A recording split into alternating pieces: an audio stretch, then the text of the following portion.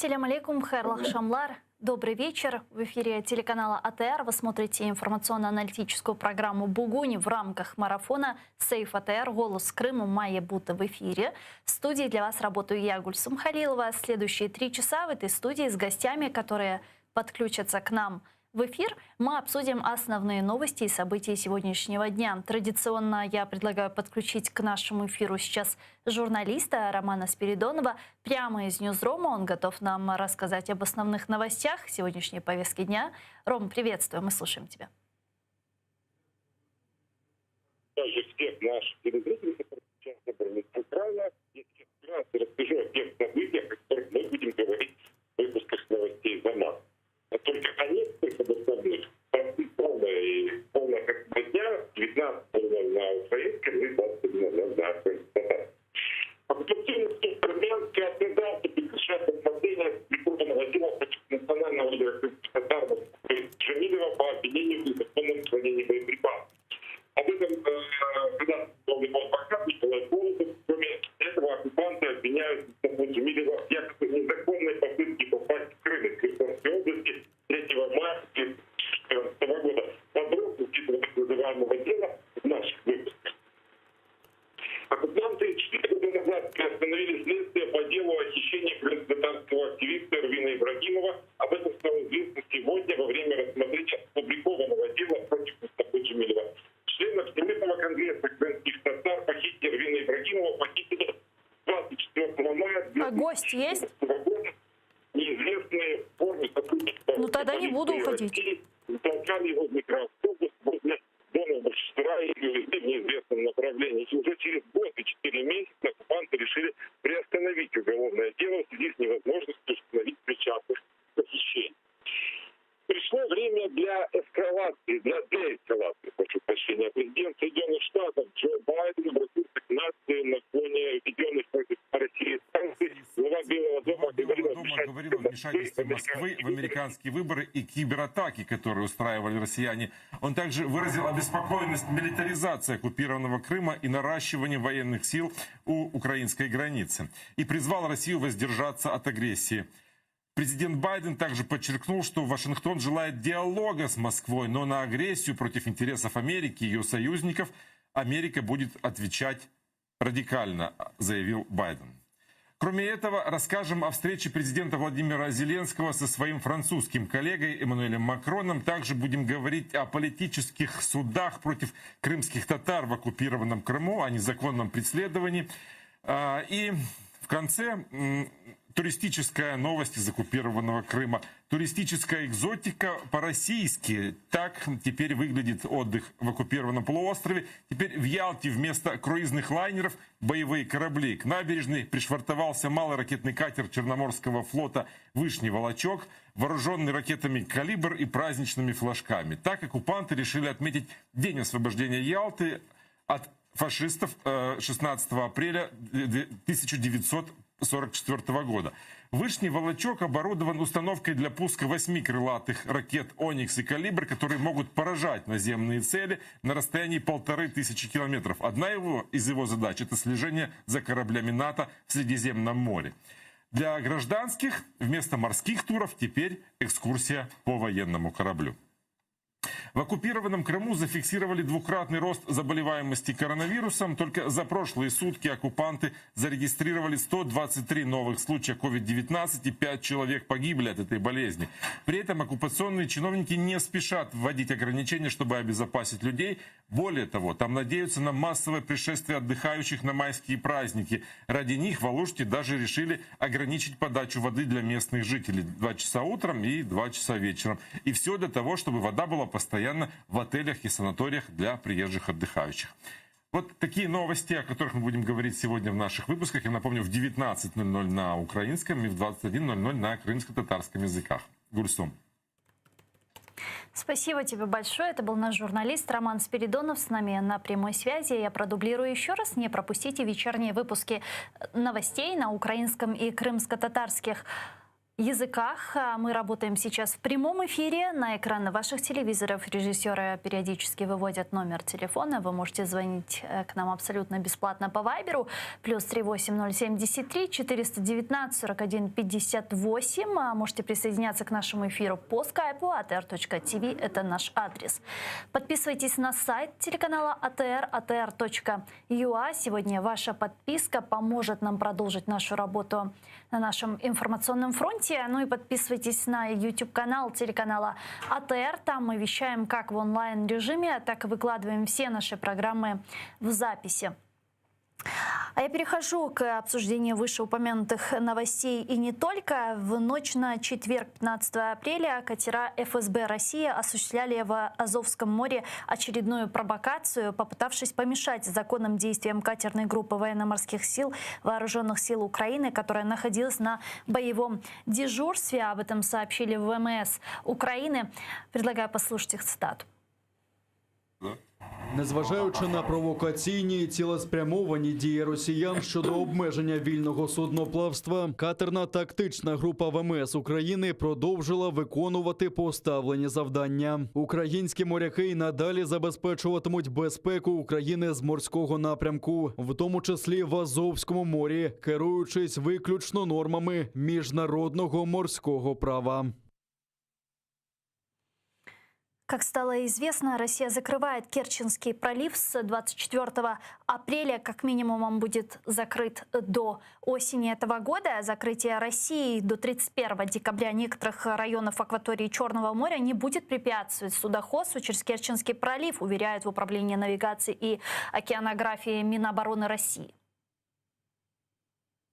Речь идет о вытянутом участке акватории вдоль побережья Крыма, примерно от Севастополя до Гурзуфа, прямоугольном районе у берегов Керченского полуострова, на траверзе Апукского природного заповедника, а также небольшом участке моря около западной оконечности Крыма. При этом Керченский пролив и подход к нему не попадает в указанные зоны. В понедельник, 19 апреля, Совет Европейского Союза обсудит закрытие России акватории Черного моря возле оккупированного полуострова. Министры иностранных дел стран Европейского Союза примут во внимание все аспекты. Об этом на брифинге заявил представитель Европейской комиссии по вопросам внешней политики Петер Стану. С нами сейчас на прямой связи Андрій Юсов, політичний аналітик, директор школи відповідальної політики, а також Андрій Роженко, капітан першого рангу, заступник начальника штабу ВМС України у 2004-2020 роках. Пане Андрію, вітаю вас. Пане Андрію, вітаю вас. Доброго дня. Да, доброго дня.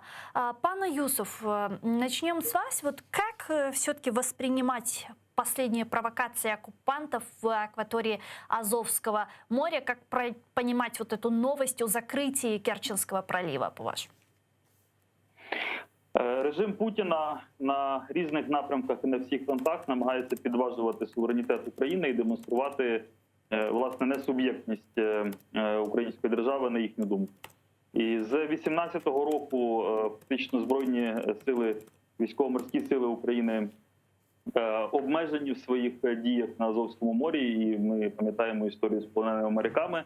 І ось сьогодні Росія на весь світ оголошує, що Керченська протока, власне, належить їй. Безумовно, це порушення міжнародного права, але також це демонстрація сили і провокація українських моряків. Оскільки, якби, наприклад, сьогоднішній нічний інцидент закінчився вогнем у відповідь, або провокація би спричинила би вогонь з боку українських моряків, то сценарії Росії з окупованого Криму могли бути різні, але точно були б агресивні. І паралельно із тим, що відбувається сьогодні на Донбасі, паралельно з тим, що відбувається сьогодні на території самої Російської Федерації з тою істерією і дипломатичною, і інформаційною, безумовно, Путін продовжує шантаж і світу, і України. Пане Роженко, как вы думаете, последняя провокация в акватории Азовского моря и закрытие Керченского пролива связано ли действительно с напряжением и стягиванием российских войск к границам Украины и полнейшей милитаризацией оккупированных территорий? Так, безумовно, я думаю, що це черговий крок тих заходів гібридного впливу, який на теперішній час ініціює Російська Федерація проти України. Що стосується закриття Керченського протоки, хочу сказати наступне, що з 24 квітня закривається ділянка на вході до Керченського протоки. Тобто формально Керченська протока не чіпається. Але ця ділянка має такі координати, що неможливо зайти до Керченської протоки, не проходя неї. Стосовно цього закриття був виданий нефтекс Російської Федерації через новоросійську станцію. І там чітко прописано, що забороняється проход державних суден іноземних країн, включаючи військові судна. Це є порушенням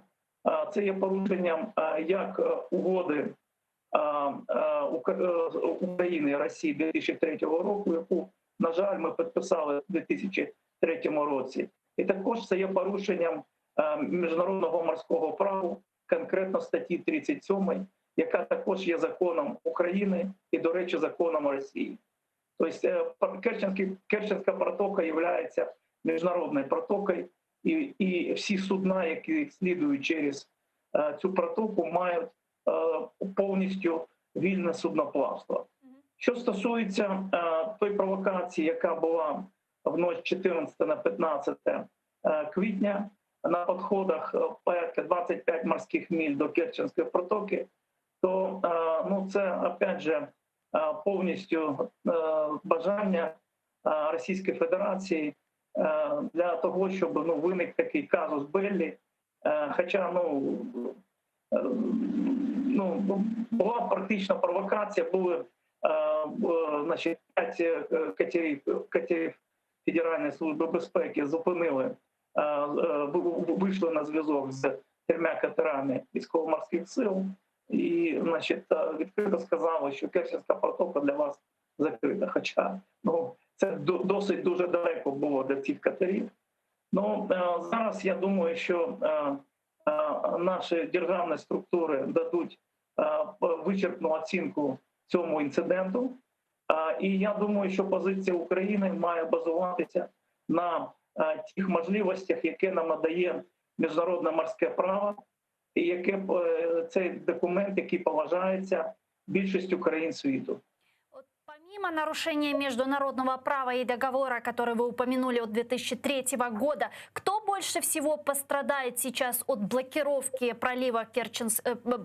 Керченского пролива для обычных обывателей, для рыбаков и так далее? Что это означает?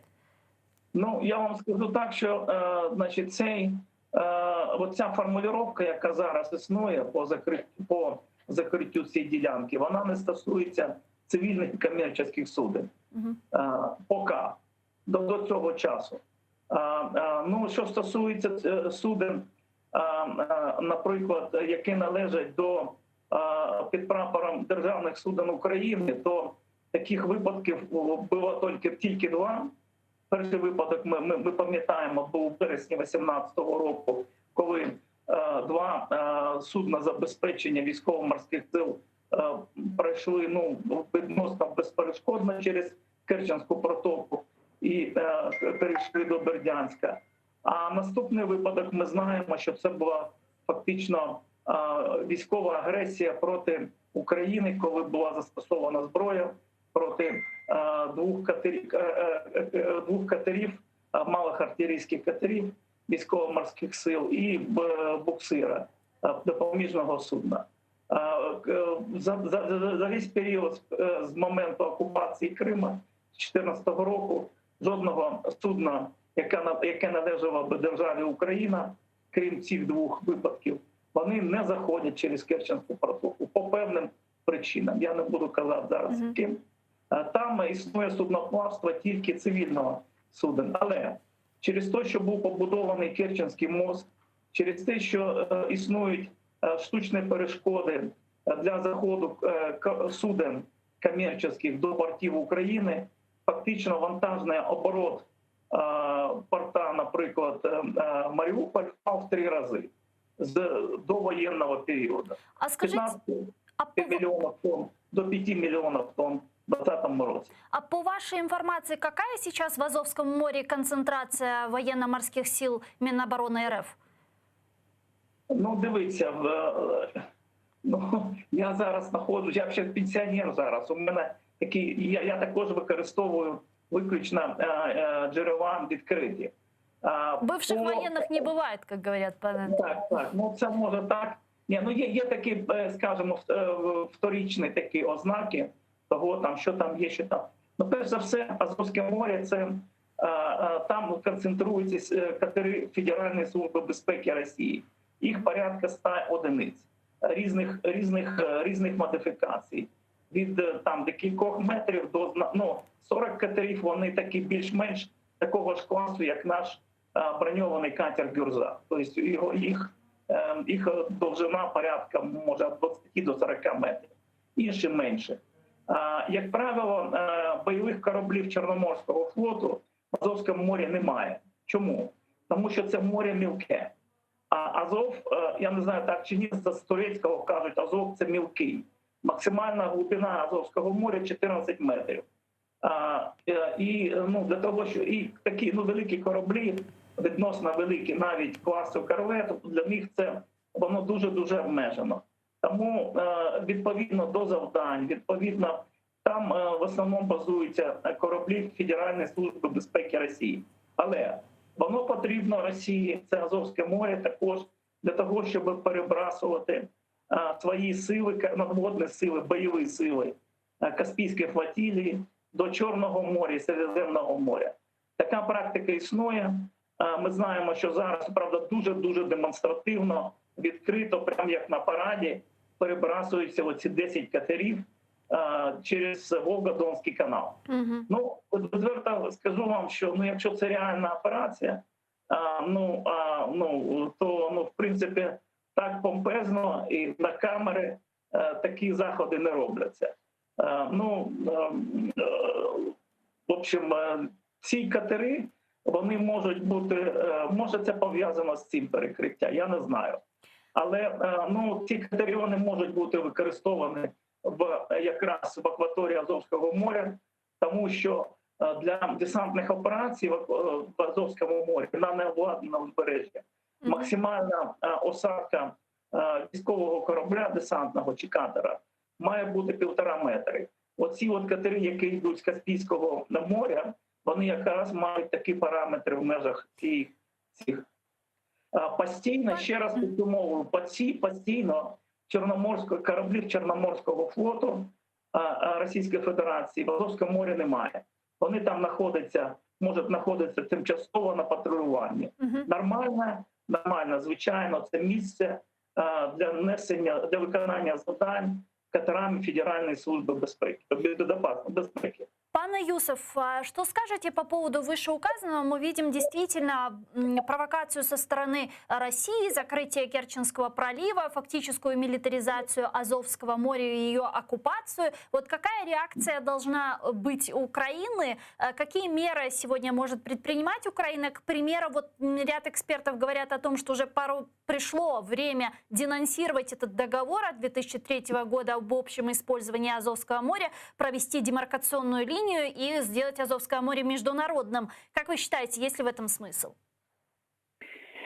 Я думаю, що на перспективу, безумовно, в цьому є сенс, і це неминучий шлях, до якого Україна прийде. Але сьогодні, поки угода діє, треба використовувати, власне, те, що сама ж Російська Федерація порушує цю угоду, а це означає, що Міністерство закордонних справ і Україна повинна в міжнародних судах, міжнародних інстанціях посилювати свою присутність і бомбити, продовжувати бомбити позовами дії Росії. І для цього є всі підстави.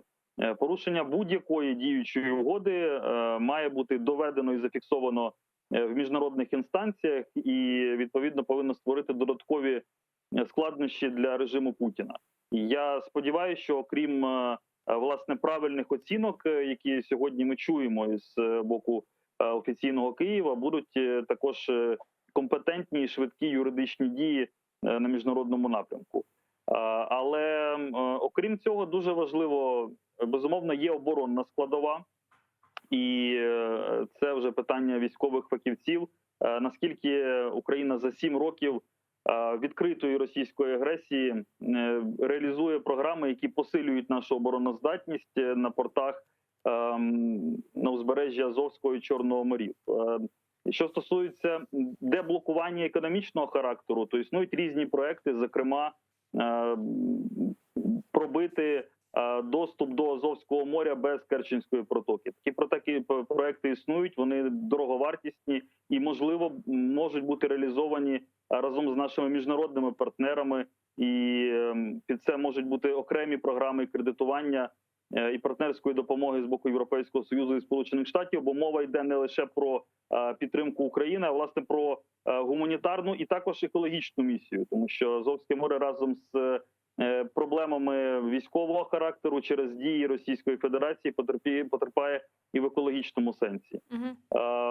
Це все сьогодні предмет для активної роботи держави Україна на всіх фронтах, і на внутрішньому, і на зовнішньому, і на інформаційному. І сподіваємося, що сьогодні, от власне в реальному часі, президент Зеленський, ведучи перемовини з Макроном і Меркель, використовує власне ось цей факт, черговий факт російської агресії на Азовському морі, на Чорному морі, буде посилювати позицію України. Сподіваємось, що мова буде йти власне про посилення міжнародного тиску, можливо, санкційного тиску, а не про поступки з боку України. Ну, к переговорам Зеленского с Макроном и Меркель мы еще вернемся. Мы несколько раз уже упоминали с вами стягивание российских войск к границам Украины. В результате стягивания дополнительного военного контингента численность войск России вблизи границ Украины достигает 110 тысяч военных. Об этом сообщил министр обороны Украины Андрей Таран. Давайте вместе послушаем его цитату.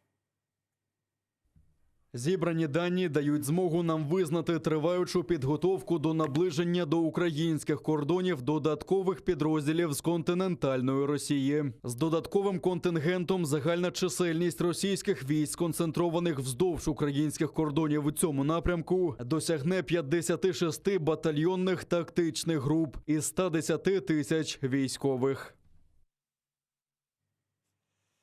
У Кремля есть 3 варианта развития событий против Украины. Об этом заявил начальник Главного управления разведки Министерства обороны Украины Кирилл Буданов. Какие же эти 3 сценария? Предлагаю вместе послушать. Демонстрація сили біля держкордону України і в окупованому Криму шляхом проведення заходів військового характеру. Військова операція Збройних сил Російської Федерації з метою вирішення проблеми водопостачання Криму із захопленням частини території південних областей України. Провокація підрозділів Об'єднаних сил України в реалізації військових дій на тимчасово окупованій території Донбасу з подальшим звинуваченням України в порушенні наявних домовленостей. Зараз з нами на прямому зв'язку телефоном Тетяна Тимочко, голова Всеукраїнської екологічної ліги. Пані Тетяна, вітаю вас. Доброго дня. Доброго дня. В управлении разведки Минобороны Украины разглядывают среди всех прочих на фоне стягивания российских войск к границам Украины сценарий возможной со стороны Крыма, который может осуществить Россия и пробить коридор к Северо-Крымскому каналу, чтобы решить вопрос водоснабжения полуострова. Насколько это реально? Вот как вы думаете, насколько действительно критическая ситуация в Крыму, что русские могут прибегнуть к захвату южной части, материковой части України? Багато зараз говорять про військові аспекти цієї справи, але ми не раз обговорювали питання абсолютного дефіциту води на Кримському півострові. І це дійсно зараз дуже там критична ситуація. Але вона стала критичною в 2014 році, після того, як Росія абсолютно нахабно і агресивно захопила Крим, не враховуючи цей важливий аспект водопостачання півострова. За те, що можуть ризикнути вони піти зараз, я, чесно кажучи, не можу собі навіть уявити, бо це вже не іграшки, це не зелені чоловічки в 2014 році, які з'явилися в Севастополі, це вже російська територія і війна Росії проти України – це порушення всіх міжнародних угод. Зробити це миттєво і швидко росіяни не зможуть, з огляду на те, що за ці роки зміцнилась наша армія і цей напрям дійсно закритий. І, звичайно, це можуть бути нові жертви, але, повторюю, це не поверне воду в Крим. Тому що за цей час, за ці роки на півострові просто зруйнована, розтягнута, розкрадена вся інфраструктура частини цього каналу. Тобто тих гідроспоруд, які піднімали, перекачували воду в Крим. Тому зараз питання заключається навіть не в тому, що дійти до каналу на нашій території, а в тому, що він не зможе запрацювати, тому що вони самі за ці роки знищили всю інфраструктуру подачі води по Північно-Кримському каналу саме територією Криму. І з огляду на критичні зміни клімату, які відбуваються і які є абсолютно вже очевидними, можна сказати, що Крим і далі буде потерпати без води. І як от я недавно дивилася нашу спільну передачу ще в 2015 році, коли там загинули лісовичі, які ще в 2016 році, коли північ почала потерпати від води, буквально за 10 років там знову повернеться така не просто степова, а напівпустельна така зона, природня зона, і в Криму немає звідки взяти цю воду. І тепер, вочевидь, стала авантюра Путіна щодо захоплення Криму. Тому що руйнується інфраструктура водна, її немає, взагалі запасів води немає. И як вони далі будуть виходити з ситуації, просто важко уявити. А есть ли какие-то действительно меры, которые могли бы предпринять оккупанты, в результате которой эти меры компенсировали бы воду, которая поступала в Крым через Северокрымский канал? Якраз в тому і полягає головна причина, якщо ми говоримо про 53-й рік, чому цю територію, безводну пустелю, Північний Крим, це була просто пустельна територія без води. Чому її віддали Україні? Тому що саме через такі заходи з водопостачання з Дніпра можна було лише це зробити. І величезними матеріальними зусиллями, і людськими ресурсами ця інфраструктура була в 50-60-х роках створена для того, щоб Крим мав воду. Без цього Крим не може забезпечувати себе водою. Лише 25% у них є власні запаси підземних і там наземних вод, поверхневих джерел. Іншої немає, її не було ніколи. І саме тому, перш ніж робити такі авантюристичні політичні імперські кроки, Кремлю треба було подумати про цю головну загрозу. Звичайно, вони думали, що в 2014 році вони захоплять більше територій і що блоки водопостачання опиняться на захопленій території. Цього не сталося. І зараз вже цього не станеться, тому що Україна не віддасть більше ні одного кроку своєї землі, і це підніметься вся країна і весь світ. Тому у Путіна просто немає виходу. Це повний провал імперської авантюристичної політики Кремля. Дякую дуже, пані Тетяна. Тетяна Тимочко, голова Всеукраїнської екологічної ліги, була з нами на прямому зв'язку. Пане Рыженко, вот все, что происходит сейчас на границах Украины, стягивание российских войск, увеличение российского военного контингента, милитаризация оккупированных территорий, это похоже на то, что Россия готовится к войне, или же это вот просто демонстрация силы для того, чтобы добиться каких-то политических, возможно, преференций? Дивіться, по теорії національної безпеки будь-якої країни світу, це стягування військ, значної кількості військ на кордони незалежної держави є одною із основних рис серйозної небезпеки. І дійсно стягування військ – це перший симптом того, що ці війська можуть бути застосовані в певній системі для нанесення, для проведення якоїсь діяльності, нанесення ударів, захоплень території і так далі. І дійсно наявність сил на таких значних на території України, яка дуже-дуже така надзвичайна, Такого не було вже навіть на 2014 році було військ менше. Це серйозна ознака того, що ці війська можуть бути застосовані проти України. Але все залежить від того, яка кінцева мета, політична кінцева мета буде вибрана Російською Федерацією.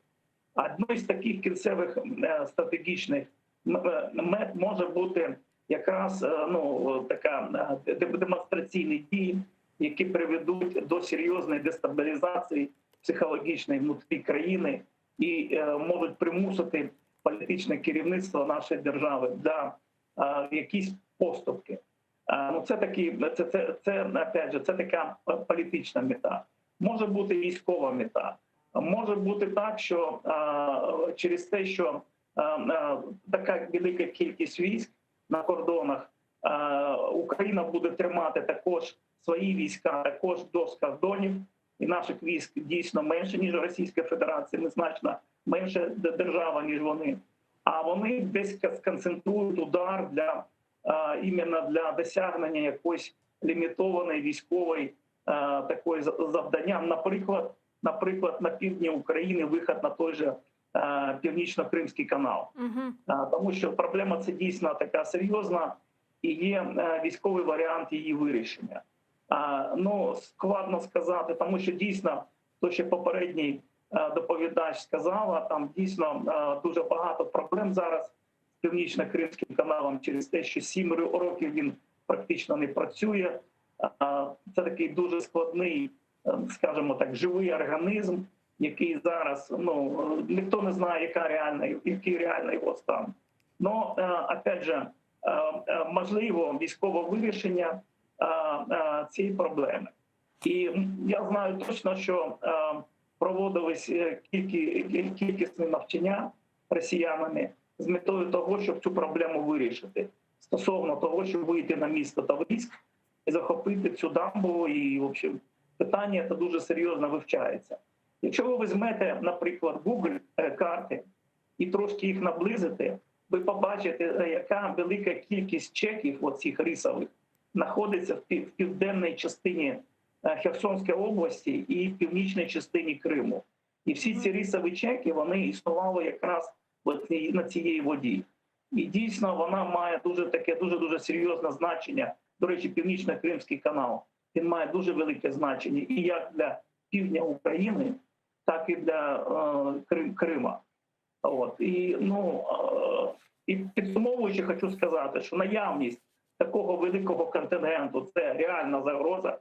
І ця загроза може привести до того, що сили будуть застосовані по одному із сценаріїв. Я погоджуюсь з тими сценаріями, які були доведені начальником ГУР на брифінгу пару днів тому назад. Дякую вам дуже, пане Андрію. Чохсал у нас Андрій Риженко був з нами на прямому зв'язку, капітан першого рангу, заступник начальника штабу ВМС України в 4-20 роках. Пане Андрею, а что вы думаете относительно тех сценариев, которые мы озвучили выше? Какой из них наиболее вероятный? Розумієте, я не Давид Арахамія, який може сміливо стверджувати про те, що нападу Росії не буде.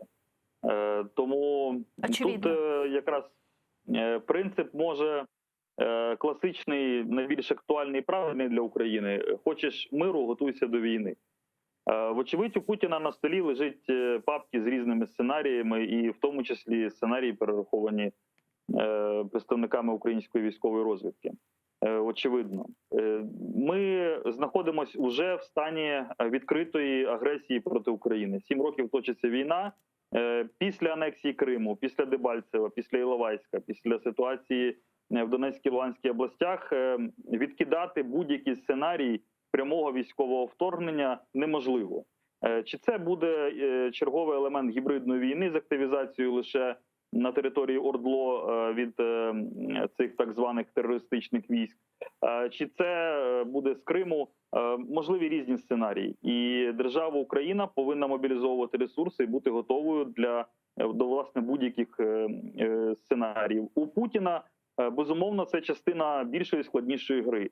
В цій же Ну вот мне в цій же грі интересно, в чем присутні- целесообразность? Зачем сейчас это Путину на фоне и так огромного количества проблем в экономической, социальной сфере, COVID-19 и так далее? Зачем еще усугублять ситуацию войной? В чем смысл? Володимира Путіна сьогодні дуже складна ситуація всередині країни і напередодні парламентських виборів, які відбудуться вже в вересні. У нього сьогодні найнижчий рейтинг за всю історію президентства в його партії. І, безумовно, потрібно проводити певну мобілізацію електоральних ресурсів. І інших джерел, окрім як актуалізації зовнішньої загрози, у Путіна немає. Тому що економічна ситуація з коронавірусом в Росії катастрофічна. Тому зовнішній ворог. Ну, хто іще може бути зовнішнім ворогом, окрім в лапках київської хунти і фашистської націоналістичної України? Тобто, скільки ресурсу було вкладено інформаційного, стільки роботи Кисельових і Соловйових проти України, що, власне, і ця інформаційна рушниця мала вистрілити, і вона сьогодні стріляє. Разом з цим у Путіна є стратегічні питання перехопити ініціативу у Байдена, поки він ще не визначився повністю із моделлю поведінки по відношенню до Росії, поки всі ключові призначення в новій адміністрації президента США не проведені, і поки остаточно не заблоковано, наприклад, будівництво Північного потоку другого. І ось, власне, наприклад, добудова безперешкодна газогону в обхід України може бути одним з ключових завдань. Ми не можемо виключати сценарій і визнання цих терористичних республік, їхньої незалежності, і входження так званих миротворців, а точніше не входження, а їхня легітимізація, тому що вони вже там знаходяться, російські військові. Тобто завдань у Путіна багато, і він намагається підіймати ставки, оскільки інших інструментів, окрім як обіцяти продовжувати серійні вбивства, у маньяка Путіна немає. Він не може пропонувати якісь економічні стимули, він не може робити ефективні контрсанкції. Жодних позитивних стимулів для міжнародних партнерів у Росії не залишилось. Залишилось лише лякати новим глобальним конфліктом. І, власне, ставки підняті настільки, що мова вже йде не лише про російсько-український конфлікт. І Європа, і наші міжнародні партнери мають добре це розуміти. А Путін погрожує цивілізованому світові новим глобальним конфліктом, і лише так він може самоствердитись як світова держава і нагадати про свою ядерну зброю і про інші атрибути холодної війни. Я думаю, що Байден почув Путіна, і сьогодні... К Америке, пане Андрею, к Америке мы вернемся чуть позже. Я вот, продолжая эту тему, хочу подключить к нашему эфиру еще Семена Кабакаева, который слушал нас последние несколько минут, координатор громадянської ініціативи «Стоп терору», голова громадського об'єднання «Безпека та взаємодія в Україні». Пане Семене, вітаю вас. Витаю, Гульсун, витаю, Андрей. Пане Семене, действительно есть вот такое ощущение, что власти России уже примирились с санкциями, примирились с разрывом отношений с европейскими странами на фоне Украины, на фоне отравления оппозиционера Алексея Навального. И вот их действия сейчас — это такая игра в ва-банк, и складывается ощущение, что Россия готова опустить железный занавес. А как вам кажется? Ну, якщо ми серйозно розглядаємо питання залізного занавіса, давайте подивимось на законодавчу базу Російської Федерації. Чи готові вони на соціальному рівні, на юридичному і на економічному? На військовому ми з вами розуміємо, що готові, тому що реформа армії не прийшла. Тобто, ну, тут нема про що говорити.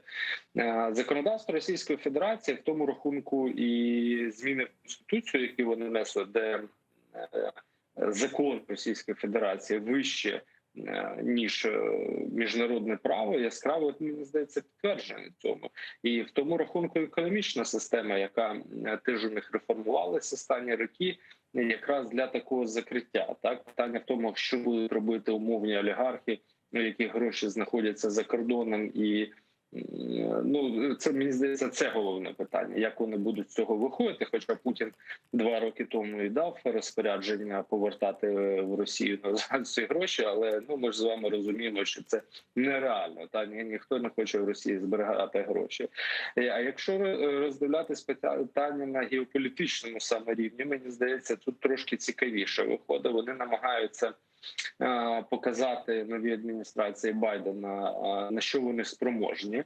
В тому рахунку і в інформаційній складовій розповсюджують різні фейки і підтримують статус свій шовіністичний, який в них фактично є, залякуючи. І не тільки словами в інформаційній сфері, а й бачимо, що декілька батальйонно-тактичних груп перекинуто на кордон з Україною. Ми бачимо, що бригада в Крим перекинута. Але я б не ставив на цьому акцент в тому сенсі, що як це було в 2014 році. Це не ситуація 2014 року, коли повністю було переформатований південний військовий округ Російської Федерації, і зараз всі штаби знаходяться або в Новочеркаській, або в Ростові, і ведуть або Крим на той час вели, або зараз ведуть окуповані території Луганська, Донецька.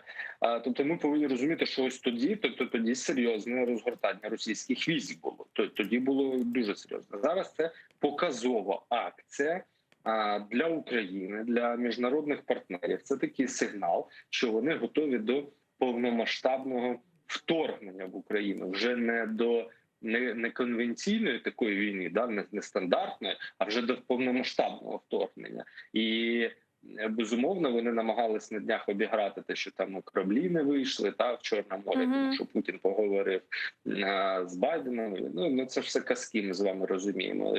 Ми бачимо, як Сполучені Штати на це відреагували, ввели санкції. Так, вони не є суперефективними. Я вчора спостерігав реакцію суспільства, яке дуже в піднесеному стані такому було, що там Байден ввів санкції проти Путіна, але вони не б'ють по економіці Російської Федерації.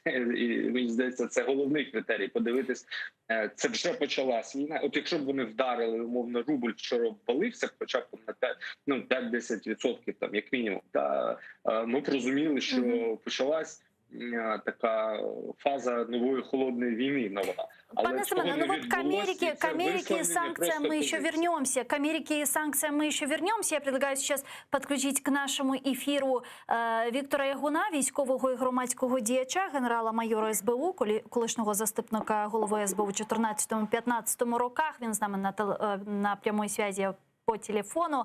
Пане Вікторе, вітаю вас, салям алейкум.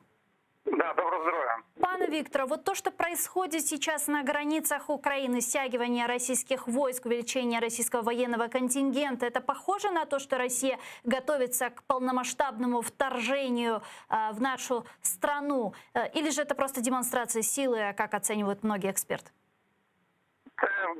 Всі експерти сходять в тому, що це в першу чергу демонстрація сили і психологічна атака як на Україну, так і на її західних партнерів. С какой целью? Вот чего пытается этим добиться Путин? Прошу. Алло. Алло, что это? Да, ну вот стягивание этой железа к границам Украины, вот эта демонстрация силы и так далее. Вот с какой целью, зачем, вот чего пытается добиться в конечном итоге Путин? Дивіться, це єдина можливість зараз хоч якось вплинути на будь-які рішення Заходу. Організація прямого зіткнення і військового конфлікту на території Європи, який може мати якісь великі наслідки не тільки для України, Росії, а й для всієї Європи, це то, що зрозуміло, що ніхто не хоче це сприйняти і ніхто не хоче цього, щоб відбулося. Тому це єдиний варіант. Всі економічні важелі вони втратили, політичні так само, а от тиск за допомогою військової сили, демонстрація цих своїх збройних сил, які підтягуються до кордонів, до речі, не тільки України, а й частково і до країн євроспільноти, це все є демонстрація сили, єдина можливість вплинути на Захід. Дякую вам дуже, пане Вікторе. Віктор Ягун, військовий громадський діяч, генерал-майор СБУ, був з нами на прямому зв'язку. Пане Юсуф, представители самопровозглашенных республик говорят о том, что в случае обострения или атаки на них они рассчитывают на помощь России. А на чью помощь может рассчитывать Украина в случае полномасштабного вторжения? Может ли она рассчитывать на помощь США и ее западных партнеров? У нас буквально 2 минутки. Україна не член НАТО і навіть не член Європейського Союзу. У нас немає прямої угоди про власне таку допомогу з будь-якою країною-членом НАТО. І в першу чергу немає статусу основного партнера поза НАТО Сполученими Штатами. Тому прямої військової допомоги Україна не буде отримувати, тобто ніхто за нас воювати не буде. Але натомість ми можемо сміливо розраховувати на значну технічну допомогу. Безумовно, це і озброєння, і ресурси на озброєння, на значну економічну допомогу і на санкційну політику, жорстку санкційну політику, яка справді може обвалити економіку Російської Федерації. І в таких умовах наші партнери навіть в рамках тої співпраці, яка є сьогодні України, можуть зробити дуже багато. Але розуміючи, що ризик російської агресії буде тривати постійно, це не лише сьогоднішня ситуація, ми справді повинні робити все можливе для того, щоб якомога швидше стати членами євроатлантичної спільноти, в першу чергу НАТО. Дякую вам дуже, пане Андрію. Чухсагл, у нас Андрій Юсов був з нами на прямому зв'язку. Політичний аналітик, директор школи відповідальної політики. А сегодня президент Украины Владимир Зеленский с рабочим визитом прибывает во Французской Республике. Сейчас, если не ошибаюсь, как раз сейчас проходит встреча президента Зеленского с президентом Франции Эммануэлем Макроном тет-а-тет. Пане Семена, чего нам ожидать от этого визита? С чем может приехать Зеленский? Ну, ви намагаєтесь з мене зробити гадалку. Касандру таку, яка зараз буде віщати, а потім нічого не вийде, і всі скажуть, що Кабакаєв збрехав. Ні, я не хочу прогнозувати, тому що це дуже невдячна справа. Тим паче, що ми бачимо, яка зараз ситуація складається на міжнародній арені. І мені, наприклад, вона абсолютно не подобається. Мені не подобається, коли Макрон і Меркель розмовляють з Путіним про Україну за нашими спинами. За часів Петра Порошенка був введений принцип, коли про Україну без України на зустрічах такого формату не говорили. І мені здається, це дуже правильне рішення. Це підкреслює те, що ми держава серйозна, з якою треба як мінімум радитись. Це підкреслює нашу суб'єктність, врешті-решт, не так, як Росія намагалась з нас завжди об'єкт зробити. От зараз ми стаємо об'єктом, об'єктом, який обговорюють на перемовинах там Макрон, Меркель і Путін.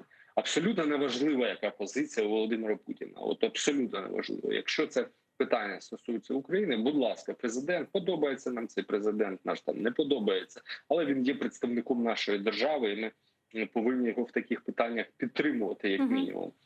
Тому що якщо програє він, програємо всі ми, розумієте? І потім почнуться і протести, і революції. А це нам не потрібно. Росія цим скористається, відтяпає нас знов якусь частину території. Принаймні цей сценарій найвірогідніший, я так бачу. Але що мені здається, міжнародні перемовини – це добре. Ми не переможемо Путіна без міжнародних партнерів. Це дуже це третина тієї роботи, яку ми повинні робити. Але ми так само повинні і дивитися, що у нас вдома відбувається, що в Збройних силах відбувається, що відбувається на фронті. Чи можемо ми дати відсіч тій агресії, на яку може піти Путін, про те, що ми говорили там 5 хвилин тому. І я вам хочу сказати, що вже 2 роки у нас є проблеми з Міністерством оборони, з Генеральним штабом. І ці проблеми дуже є серйозними. Наприклад, ми в минулому році гроші на державне оборонне замовлення, я маю на увазі державу, перерахували тільки в 30-х числах грудня фактично. Тобто все минуле державне оборонне замовлення ми тільки отримуємо в цьому році, і то в невідомих комплектаціях. Тому що ми бачили, наприклад, що комплекс «Нептун», який передали в Збройні сили, він взагалі без ракет був.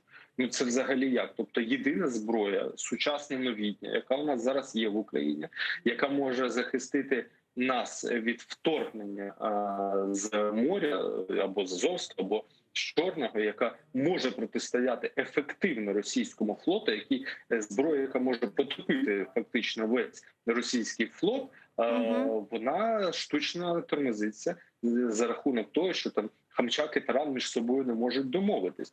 І Володимир Зеленський, як верховний головнокомандувач, він на це дивиться і нічого з цим не робить. А загроза нарощується на кордонах, як ми бачимо з вами. А нам дати відповідь не буде чим, розумієте? Оце є дуже серйозна проблема, яка не менша, ніж та, що відбувається в перемовинах у Меркеля Макрон. Вони дійсно не прийдуть. Як Андрій до мене казав, вони ж не прийдуть за нас воювати, ми самі будемо воювати за себе. Дякую дуже, пане Семене. Чухсагл, у нас Семен Кабакаєв був з нами на прямому зв'язку, координатор громадянської ініціативи «Стоп террор». К нашему эфиру присоединяется российский публицист и социолог Игорь Эйтман. Игорь, здравствуйте. Здравствуйте. Сегодня с рабочим визитом во Французской Республике прибывает президент Украины Зеленский. Там он проводит встречу с Макроном тет-а-тет. Чего мы можем ожидать от этой встречи? И вот такой вопрос. Многие аналитики Макрона называют чуть ли не главным лоббистом Путина в Европе. В случае полномасштабной агрессии России против Украины, какая будет позиция Европы, как думаете, и Франции?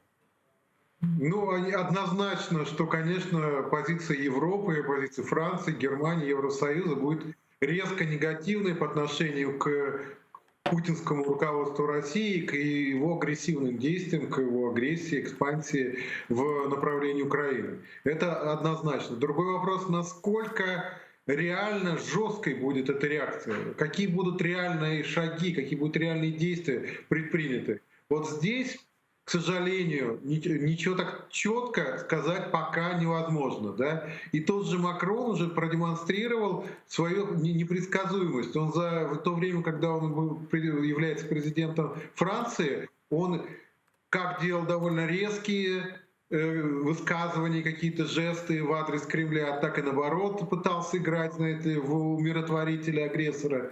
Поэтому сказать вот на 100%, насколько, конечно, он осудит эту агрессию, если она не дай бог разовьется, да, до такой прямой атаки военной. Это, конечно же, очевидно. Но, тем не менее, какие за этим он предпримет реальные шаги, я не знаю. Это как бы загадочный персонаж в этом смысле. Меркель более прогнозируема. Президент США Джо Байден вчера подписал санкции, новые санкции против России. Вот как вы оцениваете эти санкции, насколько они будут эффективными? И у многих действительно возник такой когнитивный диссонанс. С одной стороны, позвонил Путину и предложил встретиться, а на следующий день ввел санкции. Как это все воспринимается у вас? Ну, мне кажется, что как раз здесь ничего удивительного нет. Это известная, да, в истории популярная очень политика кнута и пряника. То есть Байден ее ведет по отношению к Путину. То есть он ему сначала показал пряник в виде вот этой встречи, да, и тем самым попытался несколько, значит, его, как что называется, усыпить бдительность с одной стороны, а с другой стороны его несколько так подкупить, чтобы Путин никаких пока ожидает встречи, да, не делал резких движений, каких-то агрессивных шагов военных, каких-то действий не предпринимал новых. А с другой стороны, тут же, показав пряник, он ему, что называется, применил к Путину кнут и высек Путина этими санкциями, довольно болезненными, не столь даже по своему какому-то практическому влиянию, да, на ситуацию, сколько по своему некому символическому влиянию на ситуацию, потому что для той же путинской верхушки, путинских СМИ, пропагандистов путинских, все ужасно неприятно. Они не успели они, значит, раструбить, что Путин опять всех обыграл, и Байден уже чуть ли не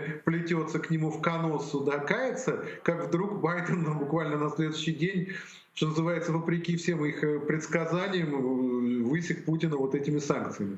Я думаю, что эти санкции, вот если говорить о их практическом значении, это скорее заявка на следующие санкции, более болезненные. Пока Байден все-таки не предпринял наиболее болезненных санкций, он, скажем, сделал заявку на них.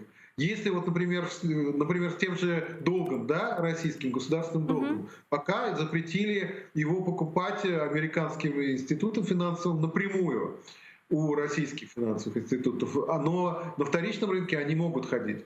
Но в этих же санкциях сказано, что они могут быть усилены. И следующий шаг — это запретить их обращение на вторичном рынке. И, соответственно, это приведет к полному, не только американские финансовые институты, но и никакие другие иностранные финансовые институты не будут больше покупать российские долговые обязательства. Это очень болезненная мера. Если это будет принято, да, то я думаю, что это сильно ударит и по рублю, по курсу рубля, и по финансовой безопасности России. Спасибо вам большое, Игорь Чухсагулнас. Игорь Эйдман был с нами на прямой связи, российский публицист и социолог. А сейчас к нам присоединяется Валерий Кравченко, директор Центра международной безопасности. Пане Валерию, витаю вас. Добрый день. Вот если Россия согласится на деэскалацию, которую предложил Байден, и пойдет на встречу с Байденом, то в Вашингтоне скажут, что это благодаря санкционному давлению.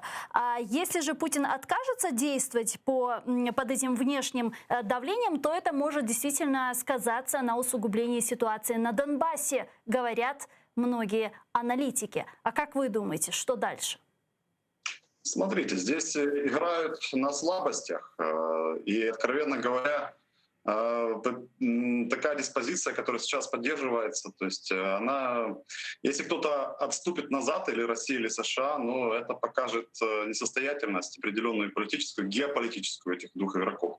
То есть поэтому я, честно говоря, не верю в успешность этого саммита, про который все говорят, который будет летом, Байден и Путин.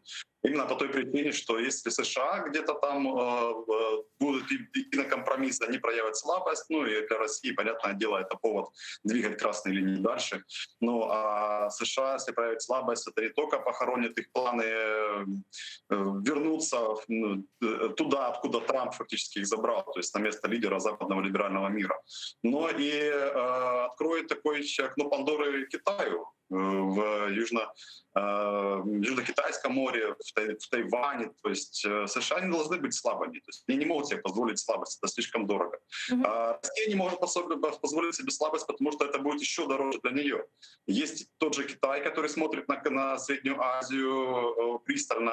Ну и в принципе план ревизионизма, реваншизма Путина, они строятся на сильной позиции. Если он допустит слабину и пойдет на компромисс, все, то есть, в принципе, это большой знак относительно того, что режим валится в России.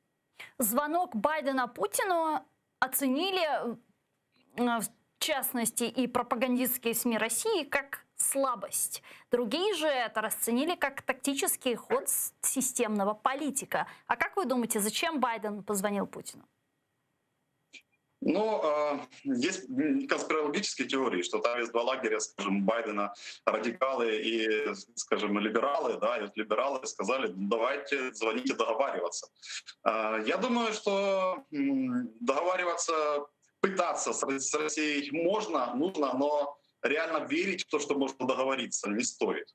То есть поэтому, собственно, и последовали санкции буквально сразу же, поскольку никакого конструктивного диалога с той позиции, которую Путин сейчас имеет, сложно ожидать этот конструктивный диалог. То есть, но пытаться поддерживать, скажем, дипломатическая практика, пытаться поддерживать дипломатический разговор даже с самым таким завзятым агрессором все равно нужно. Есть ли угроза реальной широкомасштабной войны в Украине, вторжения России в Украину сейчас на фоне стягивания ее войск к границам нашим? Есть. И я бы не оценивал ее низкой, скажем, да, там, или средней, то, скажем, я бы оценивал процентов 50-60 сейчас такую вероятность. Почему? Потому что Россия готова отвечать на санкции и на вот то, что происходит сейчас, асимметрично. Единственный асимметричный ответ, который они себе могут позволить, это все, что у них осталось, это оружие. Оружие, еще советское оружие, да, и армия. То есть поэтому нам нужно следить за каждым шагом россиян и понимать, что поле действий их здесь и сейчас — это Украина. Украина может позволить им получить тот ответ, скажем, да, то есть они же воспринимают Украину с призмой отношений с США, то есть они будут отвечать США на территории Украины. Вот в чем угроза основная. А как вы оцениваете действия сейчас нашей страны, нашего руководства? Вот как в каком направлении сейчас мы идем на фоне повышения этих угроз? Ну, слава богу, опубликовали карту бомбоубежищ в Киеве. И, правда, только сегодня. Я думаю, что нам нужно действительно общество подготовить к возможности... Такой черный негативного юмор у вас, сценария. пане Валерію. И вот такой негативный сценарий проговаривать его с обществом, потому что может быть неожиданным вот такой поворот, и общество будет не готово, и это самое ужасное. То есть мы уже пережили потрясение в 2014 году, и, к сожалению, к новым потрясениям мы должны сами себя готовить. Но 2014 год ведь не повторится на этот раз, как думаете? Все возможно. Я вам скажу больше. Россия сейчас больше готова, чем в 2014 году к чему-то такому большому, масштабному. Но она Зеленский подтягивает говорит, что Украина ресурсы. тоже готова. Если Россия готова к вторжению в нашу страну, Зеленский говорит о том, что Украина тоже готова к этому. Увы, нет, потенциалы несоизмеримы. Как бы мы ни говорили там про свою армию, что у нас есть боевой опыт и есть, скажем, бойцы, которые там мы пытаемся сплотить тероборону из этих бойцов, которые будут отвечать в каждой области на эти вызовы. Но если совокупный потенциал посмотреть, то Украина сама тут не выстоит. Именно потому, что мы не хотим быть сами. Мы говорим сейчас про НАТО и про наших союзников, которые должны конкретными военными шагами, скажем, даже так, поддерживать Украину и сдерживать Российскую Федерацию. Дякую вам дуже, пане Валерію. Чохсагу, у нас Валерій Кравченко був з нами на прямому зв'язку, директор Центру международной безпеки. А я, к сожалению, вынуждена завершать этот блок. Оставайтесь первым крымско-татарским. Буквально через несколько минут эфир продолжает программа «Рамазан Берекетте» с моим коллегой Сейтумером Сейтумеровым. Не пропустите. Коршкенч.